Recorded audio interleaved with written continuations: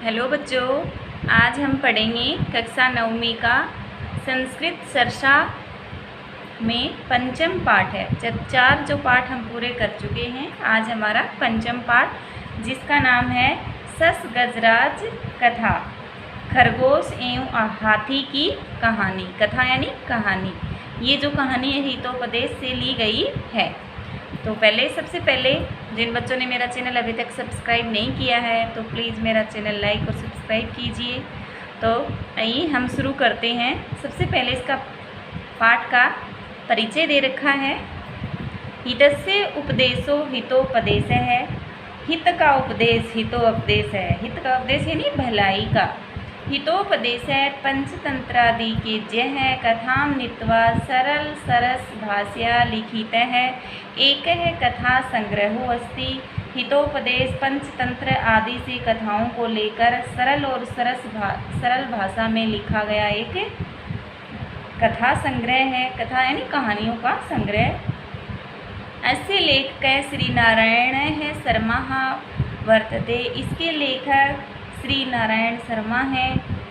पशु कथा नाम विषय है। संग्रह अतीव लोकप्रियो वर्तते। पशु कथाओं का यह संग्रह है अत्यंत लोकप्रिय है। अस्य हितोपदेशस्य चत्वारः परिच्छेदा उपलभ्यन्ते। इस हितोपदेश के 4 परिच्छेद प्राप्त होते हैं। आगे इनके नाम दे रखे हैं। मित्र लाभ है, सुहृदेव है, विग्रह है, संधिश्च। तो मित्र लाभ, सुहृदभेद, विग्रह और संधि। प्रस्तुता कथा विग्रहात् उद्धृता अस्ति। प्रस्तुत पाठ में वर्णित कथा हितोपदेश के विग्रह नामक परिच्छेद से ली गई है। अस्मिन् शतके बुद्धिमत्यायाः कथानकं मनोहारी शिक्षाप्रदं च वर्तते। इसमें खरगोश की बुद्धिमत्ता का कथानक मनोहर और शिक्षा प्रद है। तो अब हमारी यहाँ से कहानी शुरू होती है।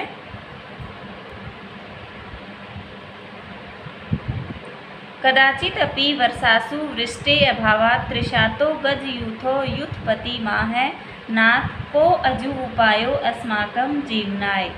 तो इसमें बताया गया है किसी समय वर्षा काल में भी, यानी वर्षा का टाइम था, उस समय भी वर्षा के अभाव में जो प्यासे हाथी थे, हाथियों के समूह ने, युथोपति माँ यानी हाथियों का समूह ने अपने दल के नेता गजयूथो यानी हाथियों का जो नेता होता है, जैसे गजराज भी कहते हैं, गजराज से कहा, हे स्वामी को अपि उपाय अस्माकं जीवनाय। हे स्वामी, हमारे जीवन की रक्षा के लिए क्या उपाय है। न अस्ति क्षुद्र जंतूनाम निमज्जन स्थानम। छोटे जीवों का स्नान करने का स्थान नहीं है। वयं च निमज्जन स्थाना भावानुमर्ताः इव। और हम स्नान करने के स्थान के अभाव में मरे हुए के समान है। मृता है यानी मरे हुए के समान, इव मानी समान। किल कुर्मः, क्या करें। ये ततो कहें या मैं कहाँ जाएं। ततो हस्तिराजो नाति दूरम गत्वा निर्मलम हृदयं दर्शितवान। उसके बाद हाथियों के राजा ने समीप में, पास में एक स्वच्छ तालाब को देखा।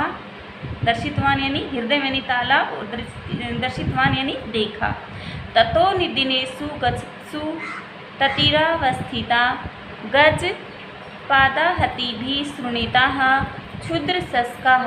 सस्का यानी खरगोश, एक सस यानी खरगोश एक होता और ये होते हैं अनेक। उसके बाद कुछ दिन व्यतीत होने पर उस तालाब के किनारे रहने वाले छोटे खरगोश हाथियों के पैरों से कुचले जाने लगे। क्षुद्र सस्का यानी जो छोटे छोटे खरगोश थे। गजपादा यानी हाथियों के पैरों से। अनंतरम, इसके बाद सिलीमुखो नाम सशक्स अचिंत्या मासै अनेन गजयूथेन पिपासु कुलितेन प्रत्यहत्र मत्रा गंतव्यम अतो विनश्य शमत कुलम। तो उसके बाद जो सीलीमुख है, सीलीमुख नामक खरगोश, ये खरगोश का नाम है, उसका नाम है सिलीमुख, ने विचार किया इस प्यासे हाथियों के समूह का तो प्रतिदिन यहाँ आना होगा, क्योंकि वहाँ तालाब था, इसलिए हमारा वंश तो नष्ट हो जाएगा। क्योंकि अगर हाथियों के नीचे जो हमारे खरगोश हैं छोटे छोटे, उनके पैरों के नीचे आएंगे तो इसी प्रकार तो हमारा वंश ही खत्म हो जाएगा। ततो विजयो नाम वृद्ध सस्को अवदत्, उसके बाद विजय नामक बूढ़े खरगोश ने कहा, मयात्र प्रतिकारः कर्तव्य है, दुखी मत हो, मैं इसका उपाय करूँगा। ततो असौ प्रतिज्ञाय चलित है, उसके बाद वह प्रतिज्ञा करके चला गया। गच्छता तेना लोचितम कथम गज युद्ध समीपे स्थित्वा वक्तव्यम, जाते हुए उसने सोचा हाथियों के झुंड के साथ बातचीत कैसे करनी चाहिए। अतो अहम पर्वत शिखर मारूहा युद्धनाथम संवादयामी, इसलिए मैं पर्वत शिखर पर बैठकर हाथियों के झुंड के स्वामी से बात करूँगा। क्योंकि हाथी तो एक देखो खरगोश की तुलना में कितना बड़ा प्राणी है, और खरगोश तो बहुत छोटा सा प्राणी है, इसलिए वो एक उपाय सोचता है कि मैं पर्वत पर बैठ के उसके साथ बात करूँगा। ततो अनुतिष्ठे युद्धनाथ उवाच कस्त्वं कुतः समायात, ऐसा करने पर झुंड के स्वामी ने कहा, तुम कौन हो। सब्रूते, वह बोला, कुतः समायात यानी कहाँ से आए हो। उसने सब्रूते, उसने कहा, सस्को अहम, मैं खरगोश हूँ, भगवता चंद्रेण भवदंतिकम प्रेषित, भगवान चंद्रमा ने मुझे आपके पास भेजा है, प्रेषित है यानी भेजा। युद्धपतिरा है कार्यम उचिताम, झुंड के स्वामी ने कहा, बताओ क्या कार्य है। विजयो ब्रूते, विजय खरगोश ने कहा, उदतेष्वपि शस्त्रेषु दूतो वदति न अन्यथा सदैव अवध्ये भामेन यथार्थस्य ही वाचकः, हथियार लेकर मारने पर भी, शस्त्रेषु यानी हथियार, हथियार लेकर मारने पर भी दूत अनुचित नहीं कहता है। दूत सदैव अवध्य होता है, अवध्य यानी न मारने योग्य, तथा यथार्थ वक्ता होता है, अर्थात सत्यवादी होता है। तद अहम तदाज्ञया ब्रवीमि शृणु यदेते चंद्र सरोवर रक्षकाः सस्कास्तव्या निःसारितस्तुदिनितं कृतम्। तद अहम, तो मैं उस चंद्रमा की आज्ञा से उन्हीं का संदेश सुना रहा हूँ। शृणु, सुनो, आपने चंद्रमा के तालाब के रक्षक इन खरगोशों को जो निकाल दिया है वह अनुचित काम है, यानी ना करने के योग्य काम है। ते सस्का काचित अस्माकं रक्षिता, वह ये खरगोश बहुत समय से मेरे द्वारा रक्षित हैं।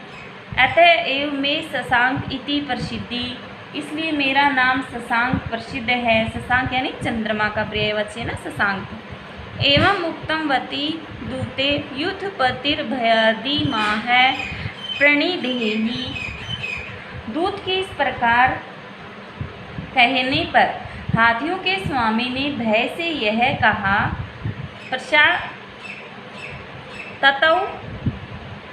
ततो रात्रौ युद्धपतिं नीत्वा जले चंचल चंद्रबिंजम दर्शित्वा युद्धपति प्रणाम कारितः है। तो यहाँ से पुनर्न कर्तव्यम, फिर से नहीं होगा, यानी जो क्षमा मांगता है ना कि आपने ये तो अनजाने में हो गया, हाथी बोलता है कि फिर से यह काम नहीं, मैं ऐसा नहीं होगा। दूत ने कहा, यदि ऐसी बात है तो इस तालाब में क्रोध से यानी चंद्रमा का नाम लेगा वो, कंपायमान यानी जो कांपता हुआ जो चंद्रमा है, भगवान चंद्रमा को प्रणाम करके और उन्हें प्रसन्न करके चले जाओ। इसके बाद रात्रि में हाथियों के स्वामी को जल में चंद्रमा के हिलते हुए प्रतिबिंब को दिखाया गया और हाथियों के स्वामी को प्रणाम करवाया। उक्त चैतेन, और उसने कहा, देव, हे भगवान, अज्ञान अंधे अपराधः कृतः अक्षम्यताम्, भूल से इसने अपराध किया है अतः क्षमा करें। न एव वारा अंतरम विध्यासेते, फिर कभी ऐसा नहीं करेगा। यानी बात खरगोश बोलता है, उसको किससे बातें करता है? वो चंद्रमा से।